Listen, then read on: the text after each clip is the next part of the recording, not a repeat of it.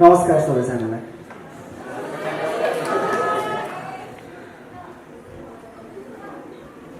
I don't know, life change गर्न सकिन्छ सकिँदैन बोलीले बोलेर, तर म कथा सुनाउन चाहिँ सक्छु राम्रैसँग।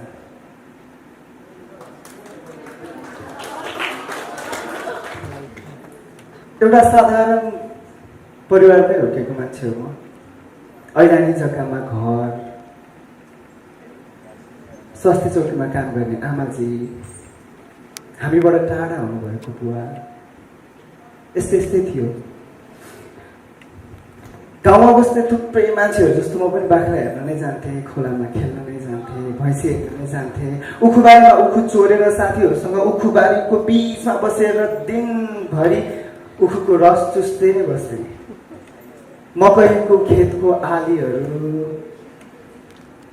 धान रोप्ने दिनहरू, यस्तै यस्तै थियो मेरो समय सानो हुँदा। सोचाइ इम्पोर्टेन्ट हुँदो रहेछ जस्तो लाग्छ मलाई। मेरो दाइहरू लड्डु खेल्नुहुन्थ्यो, कतिपय ठाउँतिर भुरुङ भन्ने चलन छ, डोरी यस्तरी घुमाएर यस्तरी हान्ने चलन छ नि। म चाहिँ त्यो कसरी घुम्छ भन्नेतिर चाहिँ हेरेर बस्थेँ। कोकाकोलाको बिर्कोलाई थेच्चो बनाएर बिचमा दुईटा त्यो काँटीले पाल पारेर फिरफिरे बनाएर घुमाउँथ्यौँ, किनभने चक्लेट आउँथ्यो कि त्यो बेलामा, त्यो किन्ने पैसा हुँदैन थियो। अनि कोकाकोलाको बिर्कोलाई नै पाल पारेर साथीहरूसँगै घुमाउँदै हिँड्थेँ। बाँसको बोटमा गएर बाँसबाट निस्केको खोललाई फिरफिरे बनाएर हावामा सरी दौडाउँदै उडाउँदै हिँड्थेँ। म पनि सबैजना जस्तो एकदमै सजिलैसँग साधारण जीवन बिताउँदै आएको। स्याउली चोक भन्ने एउटा सानो गाउँ, म हुर्किँदा 40वटा घर थियो। वल्लो घर पल्लो घरमा मासु पाक्यो भने साटासाट हुन्थ्यो। सबैजनाले सोध्नुहुन्छ मलाई, तपाईँ इन्टरकास्ट है? तर म सबैजनालाई भन्छु, द क्वेसन इज रङ। म इन्टरकास्ट होइन, म इन्टरकल्चर हो। मैले दुईटा धर्म भएको मेरो अभिभावकसँग संस्कार सिकेको हो, जात होइन।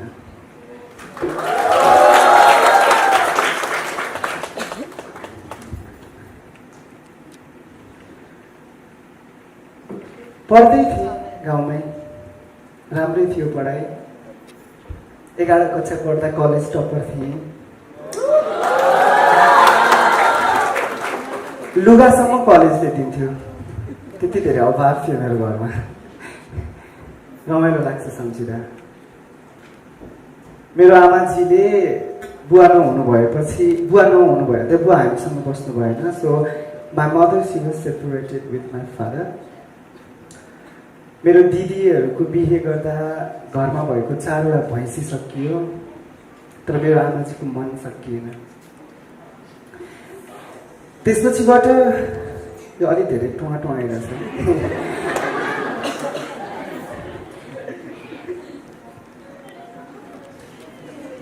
त्यसपछिबाट मेरो गाउँमा, मेरो घरको आँगनमा बेलुकी पख मेरो साथीहरूको जम्मा हुन्थ्यो। रेडियोमा गीत बज्थ्यो, फिल्म आउँथ्यो होइन। मेरो घरमा मात्रै रेडियो थियो, त्यो पनि मेरो आमाजीलाई उहाँ अब स्वास्थ्य चौकीमा काम गर्ने भएको भएर स्वास्थ्य चौकीले एउटा रेडियो दिएको थियो, त्यो पनि बकाइदा छापसहित त्यो स्वास्थ्य चौकीको हो है भनेर। अनि मेरो सबै साथीहरू आउनुहुन्थ्यो, हामी सुन्थ्यौँ। मेरो आमाजी खुब राम्रो मादल बजाउनुहुन्थ्यो। मेरो घर छेउको, मेरो 2 घर छेउको उता ठकुरी मामा, उहाँ चाहिँ राम्रो गाउनुहुन्थ्यो। मलाई अझै पनि त्यो पुरानो लोक भाकाहरू याद छ, जुन गीतमा हामी आँगनमा छम छम नाच्थ्यौँ। मेरो आमाजी चाहिँ मादल बजाउनुहुन्थ्यो। एक हिसाबले गर्दाखेरि चाहिँ कतै त्यो रगत मेरो नसामा थियो। मलाई एक्टर हुन मन थियो, मलाई नाच्न मन पर्थ्यो, रेडियोमा सुनेको फिल्मको डायलगहरू दोहोऱ्याएर भन्न मन पर्थ्यो। अनि एउटा सानो सपना बोकेर कत्रो ठुलो मोहनी सहरमा आइपुगेँ म कक्षा 11 को जाँच सकिएपछि। नेदरल्यान्ड्सबाट एउटा टिम आउनु भएको थियो, पर्फर्मेन्स आर्टको वर्कसप हुँदै थियो। उहाँहरू 11 जना हुनुहुन्छ अनि उहाँहरूले जहिले मलाई कम्प्लिमेन्ट दिनुहुन्थ्यो. So my full name is Mohammad Nazir Hussain. उहाँहरूले मलाई मोहम्मद भनेर बोलाउनुहुन्थ्यो. यस्तो राम्रो नाच्छस्, यस्तो राम्रो तेरो आँखाले बोल्छ, किन ट्राई गर्दैनस्, थिएटर छ काठमाडौँमा भनेर. अनि त्यो साथीहरूको टिमले मलाई सपना देखाउन सिकायो. अनि म मण्डलासँग जोडिएँ. मण्डला थिएटर भन्ने एउटा संस्था छ, म त्योसँग जोडिएँ. यो बिचमा थुप्रै चिजहरू घटे मेरो जीवनमा. मुस्लिम परिवारबाट आएको मान्छे, मेरो दादीले अहिले पनि कति नौटङ्की गर्छ, छोड्दै अब भन्नुहुन्छ होइन. सो धेरै चिजहरू भयो. अनि मान्छेहरूलाई सर्लक्क अहिले हेर्दाखेरि कति आनन्द लाग्छ, लाइक ए भनेर. तर मलाई चाहिँ के लाग्छ भन्दाखेरि सबैजनासँग सबै कुराहरू छ. हामीले बाटो मात्रै पत्ता लगाउन जरुरी छ. म भन्दिनँ तपाईँहरूलाई कति धेरै फिलोसोफरहरूको फिलोसोफीलाई फलो गर्नु भनेर. I think you can make your own.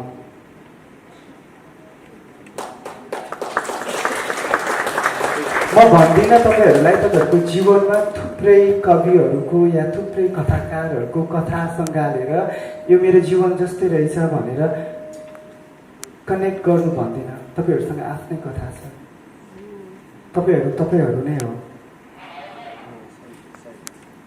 मलाई अझै याद छ त्यो दिन. अहिले पनि असारमा पानी, चैत वैशाखको हुरी पानी मेरो घरको छाना उडाएको थियो.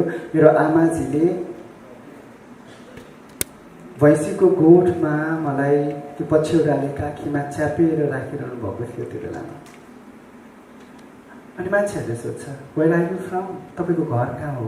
म उहाँहरूलाई नै भन्छु त्यो क्वेसन नै रङ हो. The right question is what is home for you. म मेरो साथीहरूसँग बसेर एक कप तातो चिया खाउँ, लामो समयसम्म उनीहरूसँग बसेर म हाँसिरहँ. यदि म त्यो ठाउँमा उनीहरूसँग सेफ फिल गर्छु भने मेरो लागि त्यो घर हो. सायद पुरानो दिन सम्झिँदाखेरि मेरो आमाजीको त्यो पछ्यौरा मेरो लागि घर थियो. के घर हुनलाई छत नै चाहिन्छ र.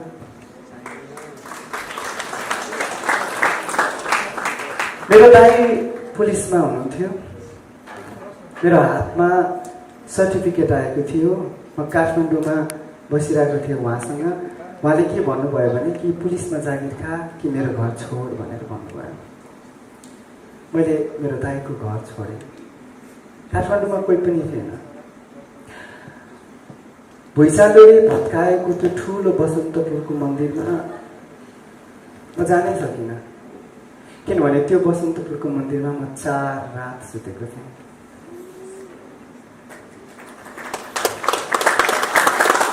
त्यो बसन्तपुरको मन्दिरको त्यो सानो पालीले मलाई जिउन सिकाएको थियो. सबैजना बाँच्नुहुन्छ, जिउन गाह्रो छ. यस्तै यस्तै भइरहेको थियो. मण्डलासँग जोडिए. मेरो सपनाहरू अलिक फलाकिलो बन्दै थियो. सबैजना मण्डलाको टिमसँग हामीले एउटा सपना बोक्यौँ. हाम्रो आफ्नै थिएटर घर हुन्छ. हामी हरेक दिन नाटक गर्छौँ. हामीसँग आफ्नै नाटक गर्ने ठाउँ हुन्छ. यता मेरो एउटा ठुलो सपना बन्दै थियो. तर मेरो घरमा मलाई सपना देखाउने मान्छे भत्किँदै हुनुहुन्थ्यो. मलाई घरबाट फोन आयो. सावित्री अधिकारी आन्टीको, मेरो आमाजीको एकदमै बेस्ट फ्रेन्ड.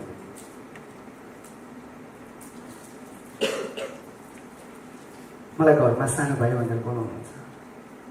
सानो भाइ, आमाजीलाई एकदम गाह्रो भइरहेको छ, काठमाडौँ लिएर जाउँ भन्नुभयो. एक्कासी काठमाडौँ लिएर आयौँ. मेरो दाइको पुलिस हस्पिटलमा आमा भएको हिसाबले राख्नुभयो. हामीले 1 महिना उहाँलाई हस्पिटलमा राख्यौँ. एट द सेम टाइम मेरो एउटा सपना भन्दै थियो, तर अर्को सपना देख्ने मान्छे तुनिँदै थियो. 1 महिनापछि उहाँले घर जान्छु भनेर भन्नुभयो. बिचमा फेरि थुप्रै चिजहरू भइरहेको थियो. उहाँले मान्छे चिन्न छोड्दै हुनुहुन्थ्यो. एकछिनमा मलाई कान्छा भनेर बोल्नुहुन्थ्यो, तर एकैछिनमा फेरि मलाई आमा भनेर बोलाउनुहुन्थ्यो।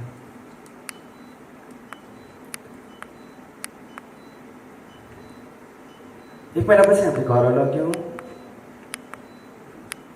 फागुनको महिना थियो, पतझडको। It was autumn. खिङ्रिङ भएका रुखहरू जति उदास थियो त्यति उदास म थिएँ। मलाई रङहरू खुब मनपर्छ।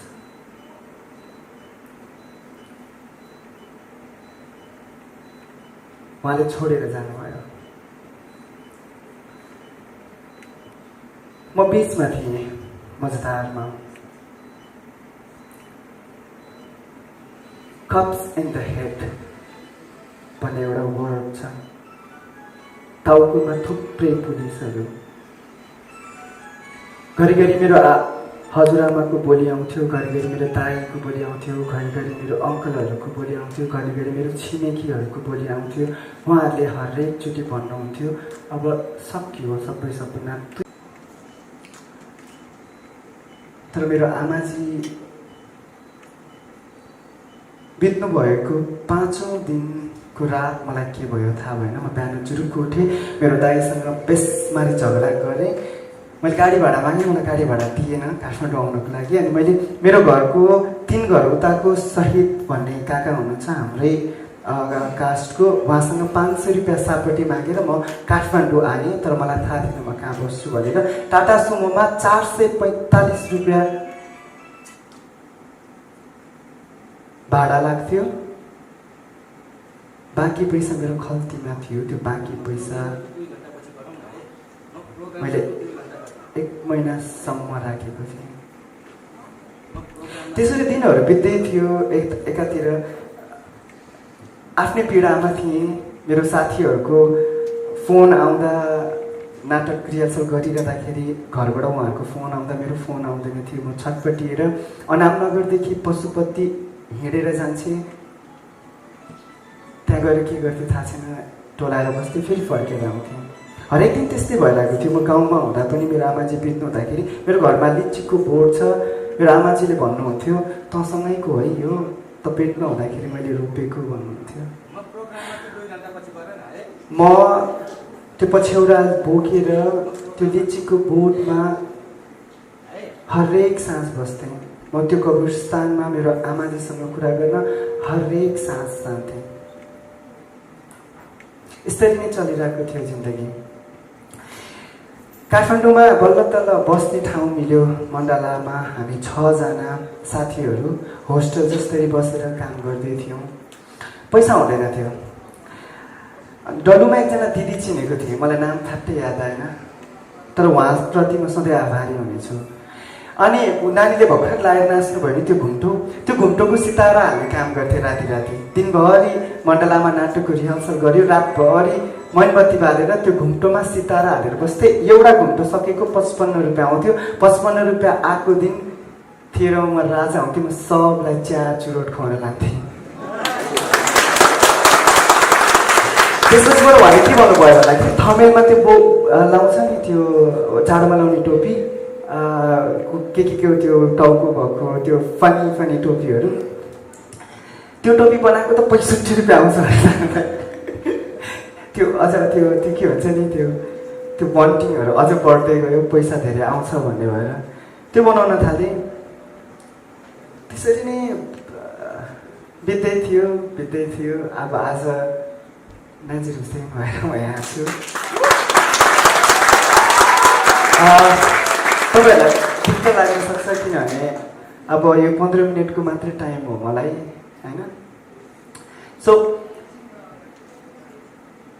अब त्यही हो, त्यो आफूलाई बाटो कसैले देखाउने भन्दाखेरि पनि खोज्न जरुरी छ। किनभने तपाईँको फ्लेक्सिबिलिटी तपाईँलाई मात्रै थाहा हुन्छ, अरू कसैलाई थाहा हुँदैन। मेरो हात यहाँसम्म जान्छ यसरी भनेर मलाई मात्रै थाहा हुन्छ। तपाईँले त्यहाँबाट भन्न सक्नुहुन्न नाजिर हात कहाँसम्म जान्छ भनेर, है? अनि म जाँदा एउटा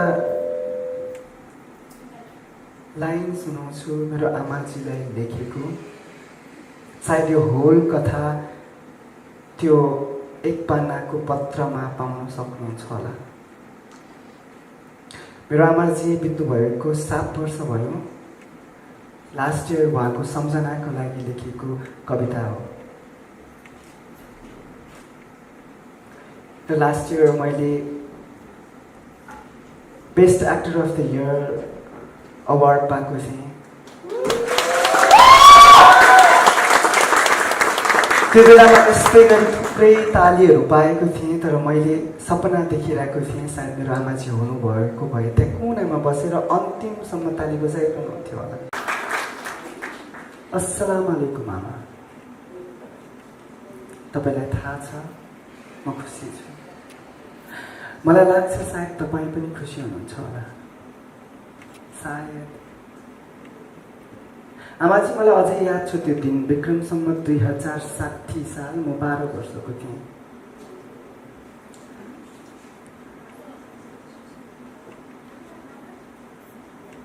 त्यो दिन तपाईँ खुब मुडमा हुनुहुन्थ्यो, कथा सुनाउने मुडमा। बिहानै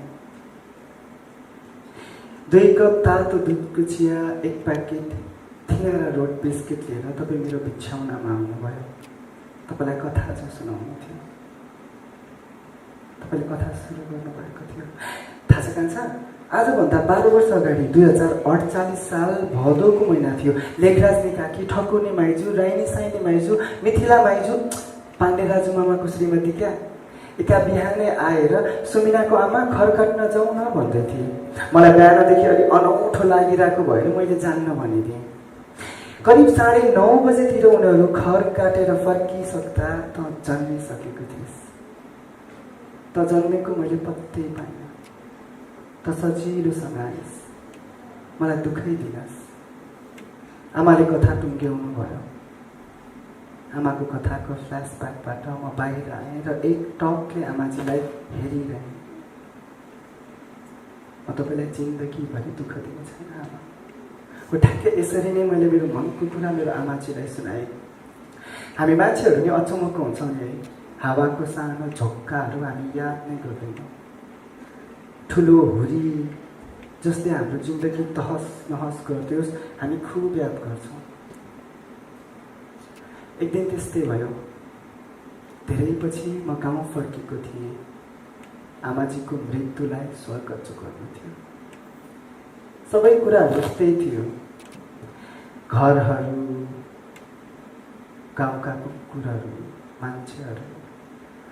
फरक थियो त केवल मेरो घर अगाडिको बरपिपल, पात बिनाको बरपिपल, सास बिनाको आमाजी। तर पिपलको बोटमा झर्न बाँकी पैना 5वटा पिपलका पातहरू थिए। आमाजीको मृत्युले यति शोकाकुल भइएछ कि ती झर्न बाँकी पैना पिपलका पातहरू कतिखेर सक्यो पत्तै पाएन। मान्छेको जीवन पनि रुख जस्तै हुनु नि है। शिशिरमा खस्यो, बसन्तमा पलायो। तर त्यस्तो हुँदैन। मान्छेको जीवन खस्यो त खस्यो। तपाईँलाई थाहा छ म खुसी छु। मलाई लाग्छ सायद तपाईँ पनि खुसी हुनुहुन्छ होला। सायद। खुदा हाफिज आमा, तपाईँको कान्छो छोरो नाजिर। Thank you. म फेरि पनि दोहोऱ्याउँछु, थुप्रै फिलोसोफीहरू होला, थुप्रै खतरा खतरा मान्छेका लाइन्सहरू पढ्नुहुन्छ होला। सुन्नुहोस्, पढ्नुहोस्, तर तपाईँहरूभित्र पनि छ त्यो philosophy. Just use it. You are you.